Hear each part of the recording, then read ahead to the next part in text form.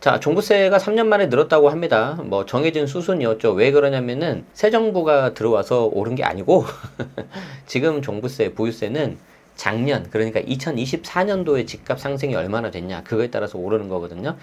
왜 그러냐면 이제 보유세가 재산세하고 이게 종부세 두 가지가 있지 않습니까? 이 두 가지 모두 공시가격을 기준으로 합니다. 공시가격. 그런데 이 공시가격은, 공동주택 공시가격은 매년 3월 말에 정부가 발표를 하고 4월 말에 최종 확정을 해요. 그렇기 때문에 이미 작년에 오른 집값 때문에 공시가격이 오를 수밖에 없었다는 거죠. 그래서 이거를 뭐 이제 뭐 새 정부하고 연결시키고 그럴 필요는 없는데, 여러분들이 좀 이게 연계해서 보면 좀 헷갈릴 수 있는 기사가 또 있어서 그래요. 그래서 제가 첫 번째 테마는 두 가지 기사를 같이 볼 겁니다. 자, 보시면 두 번째는 뭐예요? 이재명 정부 첫 세법 개정, 종부세는 안 건드린다. 그러니까 이것만 놓고 보면 야, 뭐 종부세 괜찮네 라고 생각할지 모르는데, 이걸 보면 늘었다잖아요. 그래서 이거 도대체 무슨 말이 맞는 거냐라고 생각하실 수 있어서 이 두 가지를 가지고 제가 첫 번째 테마로 설명을 드리도록 하겠습니다. 자, 일단 첫 번째 기사는 한국경제고요. 김익환 기자님이 7월 13일 날 작성을 해주신 거예요. 그러니까 어제죠, 어제. 지금 우리가 라이브 하고 있는 날짜가 7월 14일이거든요. 그래서 이 기사하고 두 번째가 뭐냐면 조선일보인데, 조선일보 7월 14일. 그러니까 거의 날짜가 차이가 안 나요. 그쵸? 정서구 기자님이 적으신 건데, 이제 여러분들이 세법 개정에 대해서 이제 관심 가지셔야 되는데, 이건 어떤 규제나 이런 게 아니고 매년 7월 달이 되면 나오는 겁니다. 그래서 이 두 개의 기사에 대해서 제가 좀 비교해 보면서 설명 드릴 테니까 앞으로 보유세, 특히 종부세가 어떻게 변할지 좀 한번 관심 가지시면 좋을 것 같고요. 결론부터 미리 말씀드리자면은 오른다. 오르는데 제가 생각한 그 오름폭보다는 조금 줄어들 것 같아. 조금 줄어들 것 같아요. 왜 그런지 한번 설명드릴게요. 그리고 제가 그 근거를 말씀드리겠습니다. 자, 작년 종부세로 거둔 세금이 4조 4,630억. 집값이 뛰어서 대상자가 4만 7천만 명으로 껑충 뛰어올랐다. 4만 7천 명이기 때문에 여러분들 입장에서는 거의 뭐 한 1% 정도 되잖아요. 전 국민의 1%가 좀 안 되잖아요. 사실 종부세는 저게 맞아요. 그래서 뭐 나하고는 상관없겠지라고 생각하시는데, 또 저희 구독자분들은 내시는 분들도 많이 있고 저 포함해서. 그래서 이제 어떤 건지 좀 설명 볼게요. 자, 서울을 중심으로 집값이 뛰면서 종합부동산세, 종부세가 3년 만에 다시 늘었다. 전체 과세 대상자가 47,702명 증가한 가운데 상대적으로 1주택자 부담이 더 커졌다. 이제 고가주택으로 많이 몰려서 그래요. 자, 13일 국세청에 따르면 지난해 종부세 결정세액은 4조 4,630억 원으로 전년보다 6.4%, 그러니까 대략 한 2,700억 정도 증가했고, 이렇게 늘어난 거는 2021년 후 3년 만이다. 그리고 종부세 납세 대상자도 늘어났다. 과세 대상자는 죄송합니다. 전체가 54만 2,895예요. 전체가. 그러니까 저렇게 작을 리가 없죠. 아까 제가 4만을 1%랬는데 0.1이죠. 죄송합니다. 그래서 과세 대상자는 54만 2,895명이다. 4만 7,700명 정도가 증가했다. 그래서 가장 많았을 때가 2020년이었어요. 무려 74만 명. 야, 이게 거의 어지간한 곳 인구 정도 되잖아요. 2021년은 100만 명, 2022년은 128만 명. 128만 명이면 어느 정도 숫자입니까? 대전광역시, 전라남도 광주광역시 인구가 저 정도 되죠. 그러니까 여러분들이 좀 부동산 좀 관심 있으시면은 주요 도시의 인구 정도를 좀 알고 계시면 좋을 것 같아요. 그러다가 이제 저것 때문에 이제 사실 정권이 넘어간 거거든요. 그래서 23년도에는 49만으로 크게 줄고 24년도 이렇게 계속해서 좀 늘어난다는 거죠. 자, 윤석열 정부의 규제 완화 이후 줄어들던 종부세가 다시 증가세로 돌아선 거는 서울 지역 집값 상승 때문인 것으로 분석되는데, 24년 서울의 공동주택 공시가격이 전년보다 3.25% 올랐다. 이게 이제 전국 평균 정도 되는 거고, 이게 24년도. 그리고 25년도에는 서울의 공동주택 공시가격이 지난해보다 7.86이 올랐어요. 서울만 놓고 보면. 그리고 서울 내에서도 이제 주요 중심 지역 있죠. 거기는 이제 두 자릿수 올라갑니다. 그래서 업계에서는 보유세 제도 개편 논의가 나올지 주목하고 있는데, 그에 대한 후속 기사가 이거예요. 그러니까 이걸 두 개를 같이 보셔야 된다. 이제 어느 채널에 가셔도 이렇게 종합적으로 연계시켜서 설명해 주는 곳이 있습니까? 미안합니다. 자연스러웠어요. 어쨌든 좋아요, 구독 한번 부탁드리고, 자, 봅시다. 더불어민주당은 지난해부터 일가구 1주택자 중심으로 종부세 완화 방안을 검토했다. 그럴 리가. 그럴 리가. 오문성 한양여대 세무회계학과 교수는 현행 재산세가 누진세율을 적용하는 상황에서 종부세까지 부과하는 것은 징벌적 이중과세다. 존경합니다, 교수님. 네. 종부세를 재산세와 통합하고 누진세율을 조정하는 방식으로 개편한다고 말했는데, 야, 그래서 얼마 전에 돌았던 그 찌라시라고 하죠. 이게 좀 저도 그런 표현을 좀 별로 싫어하는데 이게 좀 돌고 있는 거. 거기에서 보면 뭐 종부세 폐지 얘기가 나오는데 이제 얼핏 보면 이렇게 세금 비싼 거를 폐지를 한다고? 그게 아니고 이제 뭐 예를 들어서 뭐 다른 방안으로 지금 여기 교수님 말씀하신 것처럼 그런 걸로 가겠죠. 어찌됐든지 간에 저는 동일한 과세 대상 물건이 있는데 재산세로 한번 세금을 매기고 다시 종부세로 또 매기는 거는 저는 이중과세라고 봅니다. 물론 종부세 계산할 때 재산세 납부 부분을 차감하는 산식이 있긴 있는데 저는 아니라고 봐요. 자, 지난해 종부세는 일가구 1주택자 부담이 상대적으로 더 크게 늘어난 것으로 분석이 됐는데 고가주택 보유자뿐만 아니라 실거주 중심의 중산층이 대거 과세 대상으로 포함된 영향으로 풀이가 된다. 그래서 이제 그 밑에 내용이 이렇게 쭉 있어요. 그래서 1주택자인 종부세 부담이 급증하니까 실거주자 중심으로 세제를 완화해야 된다는 목소리가 나오고 있고요. 이 대통령도 지난해 7월 더불어민주당 전당대회에서 작년 7월입니다. 1년 전에 평생 벌어서 집 한 채 마련한 이들에게 징벌적 과세를 하는 건 과도하다며 종부세 완화 필요성을 언급했죠.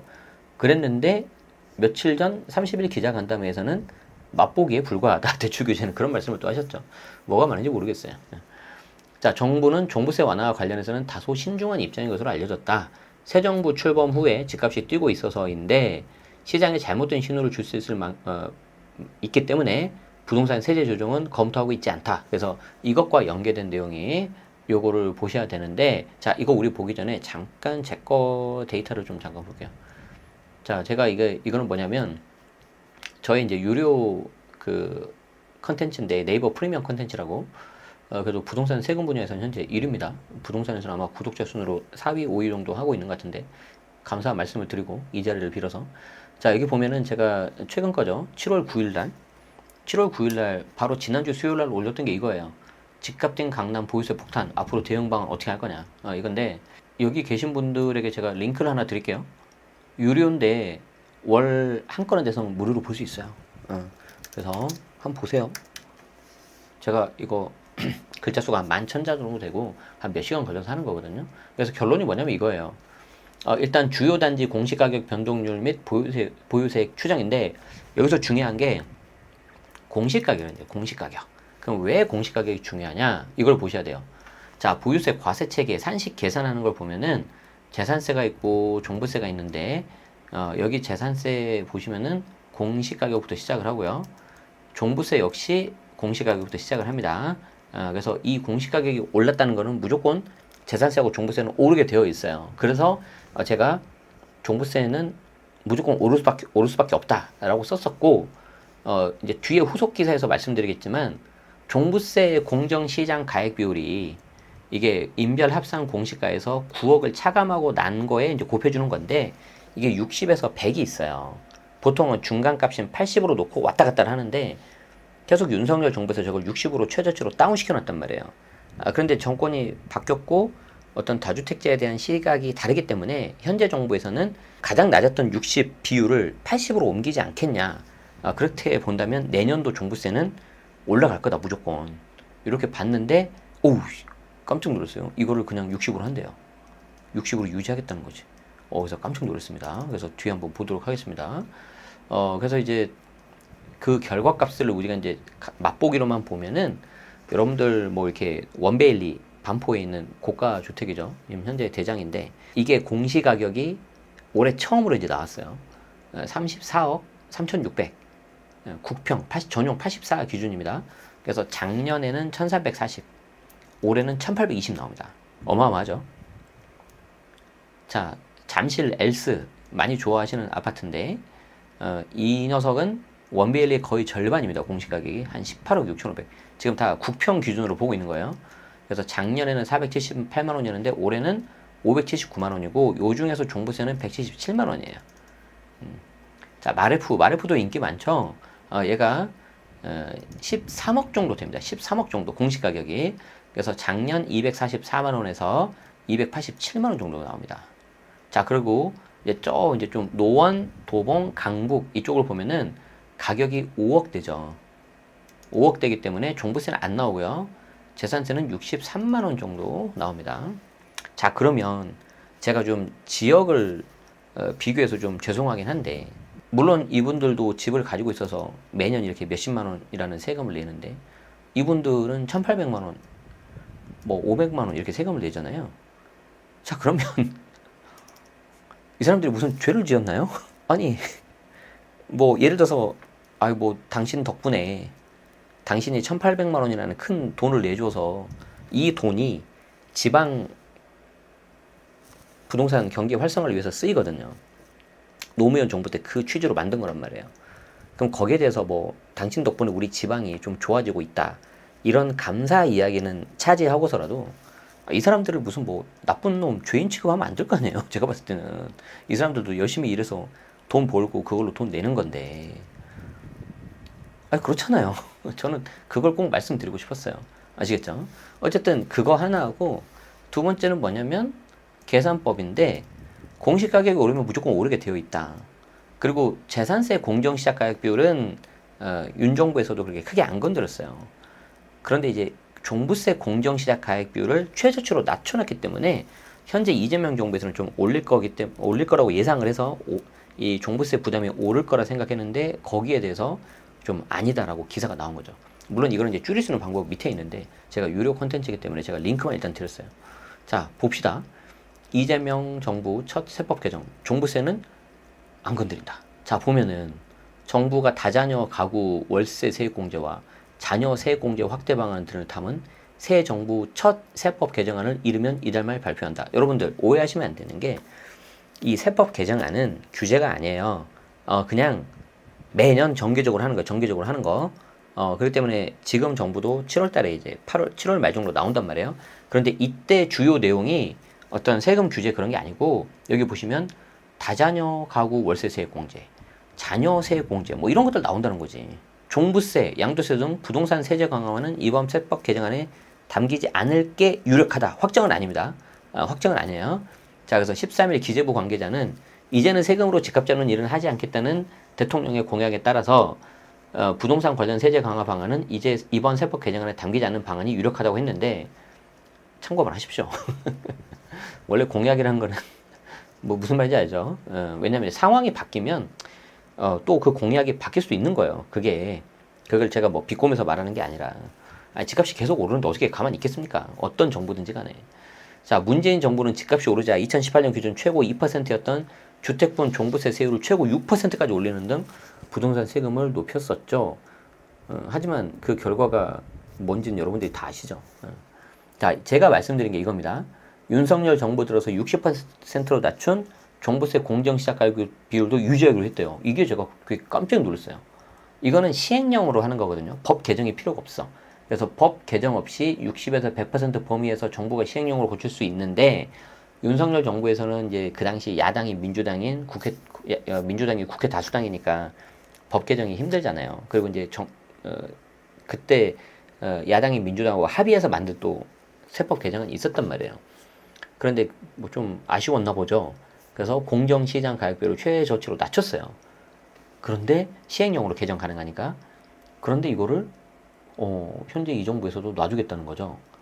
이 비율은 2018년까지 80%였다가 문재인 정부 때 95까지 올렸어요.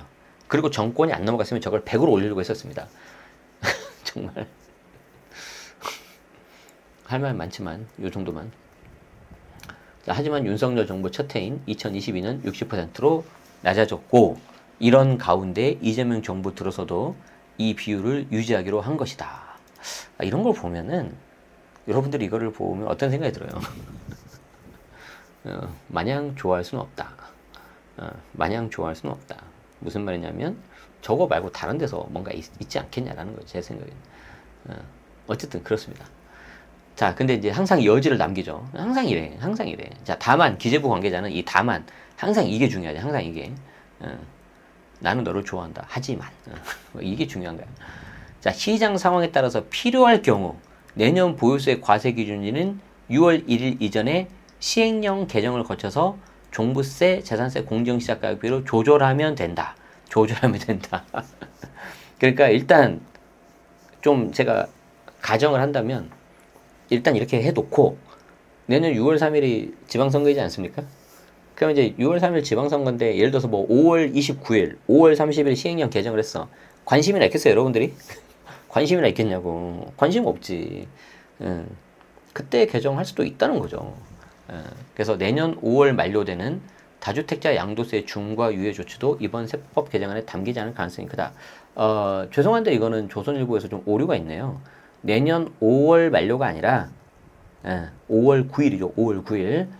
그래서 내년 5월 9일 만료되는 다주택자 양도세 중과 유예 조치는 아마도 내년 1월 달에 나오는 시행령 개정안, 지금 본법 개정안이 아니고 시행령 개정안에 이제 여부가 나오는데 거기에 대해서 뭐 이렇게 우리가 이제 더 이상 연장하지 않습니다 하면은 뭐 그걸 따로 하는 게 아니고 별 말이 없으면 연장 안 하고 끝나는 거예요.